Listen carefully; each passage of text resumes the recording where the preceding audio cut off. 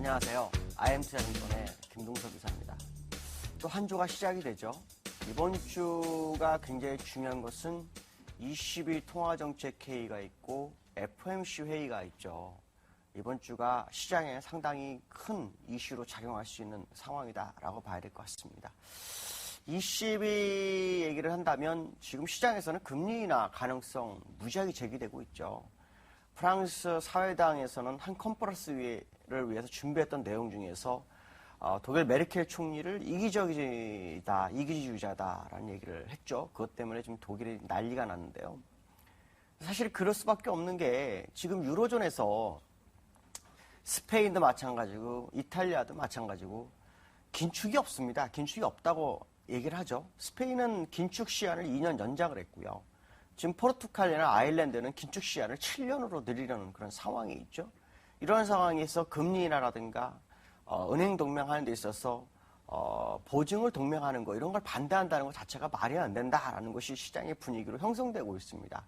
물론 지분이 가장 많은 독일이 반대라면 쉽지 않은 구간이지만 지금 유럽에서는 지분을 가장 많이 갖고 있는 독일을 제외한 2위, 3위, 4위 프랑스, 이탈리아, 스페인이 긴축을 벗어나려는 그런 움직임을 보이고 있고요. 이번에 이탈리아에서 대연정이 잘 돼서 정부가 형성이 됐는데 여기에도 지금 긴축은 뺐습니다. 성장 쪽에 무게를 실어서 아마도 이번에 그 트로이카에 상당한 그 요구를 좀 할 것으로 예상이 되고 있기 때문에 유로존은 조만간 긴축에서 성장 쪽으로 방향이 바뀔 수밖에 없는 그런 상황이 될 수 있다는 거죠. 아무리 독일에 반대하더라도 이곳저곳에서 터져버리면 막을 수가 없습니다. 결국은 금리 인하라든가 아니면은 경기를 살릴 수 있는 유동성을 풀어주는 전략이 시장에 나올 수밖에 없다라는 거죠. ECB가 독일의 영향권에 있다고 할지라도 ECB 총재는 이탈리아 사람이라는 거는 생각을 해봐야 한다는 거죠. 결국 팔은 안으로 굽는다고 결국에서는 뭔가를 조치를 시장에 내놓을 수밖에 없고 거기에 이제 독일과 계속해서 불협화음이 커질 수밖에 없습니다. 근데 독일도 그럴 수밖에 없는 게 9월에 총선이 있죠. 이 총선에서 만약에 메르켈이 지게 되면은 이것도 시장이 또 이상한 방향으로 흘러갈 수 있는 부분 또한 있다는 거죠. 그렇기 때문에 메르켈도 사실 이도 저도 못합니다. 아마도 ECB나 트로이카에서 진행하는 일에 말로는 반대하더라도 조용히 있을 확률이 굉장히 크다라는 얘기죠. 결국 유로존의 대변혁이 시작됐다라는 것이 제가 보는 시각이고요. 이것이 이제 프랑스나 스페인, 그다음 이탈리아에서부터 시작된다면 그동안 유로존이 긴축으로 인해서 어려움을 겪었던 부분을 벗어날 수 있는 부분이 있습니다.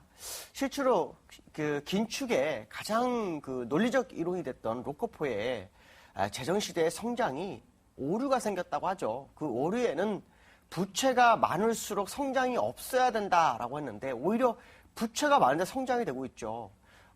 부채를 늘리면 늘려서 성장하고 있는 나라가 어디입니까? 지금 미국이 GDP가 2.5%까지 올랐습니다. 어떤 사람은 3.2%가 안 됐는데 무슨 소리냐 얘기하는데 사실 2.5%가 되고 있다는 거죠.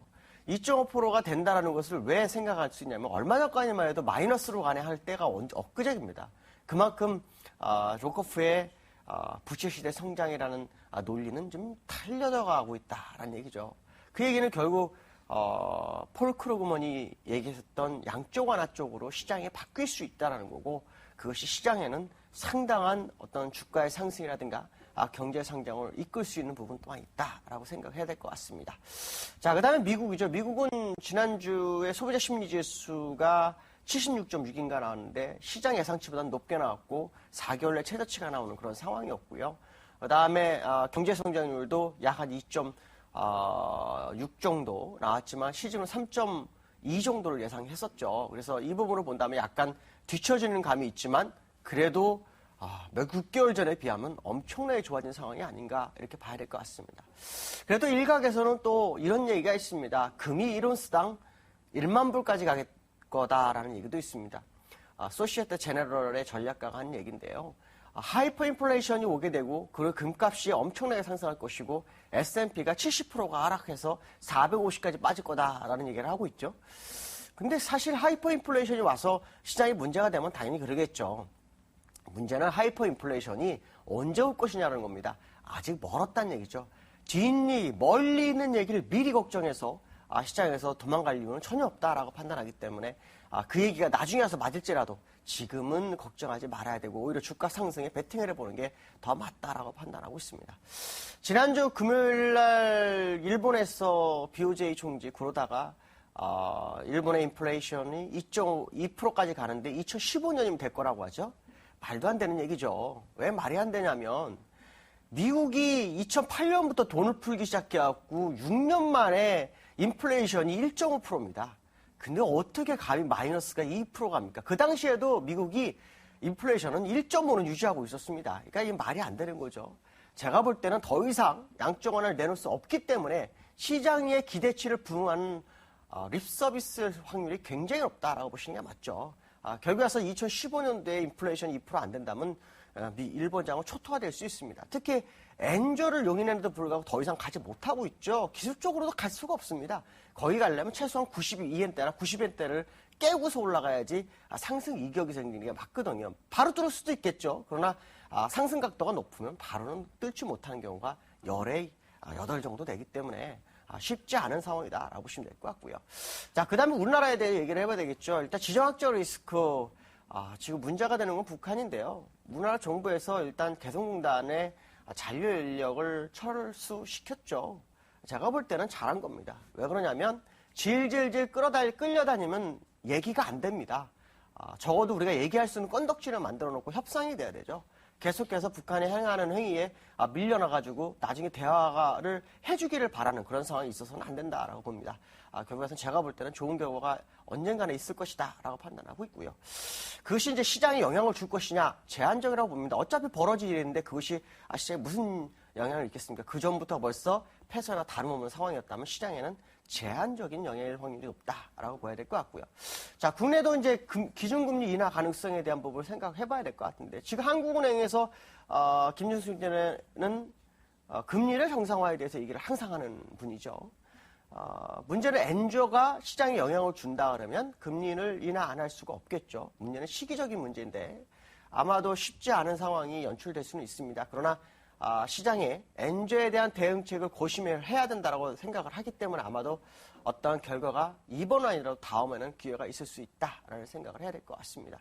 우리나라 같은 경우에도 사실은 지금 0.9%의 GDP가 나와서 굉장히 잘했다라고 하는데 로커포의 어떤 이론에 의하면 재정 건축이 33%라면 성장률은 3.2% 이상이 나와야 됩니다. 그렇다면 우리나라도 뭔가가 잘못됐다는 거죠.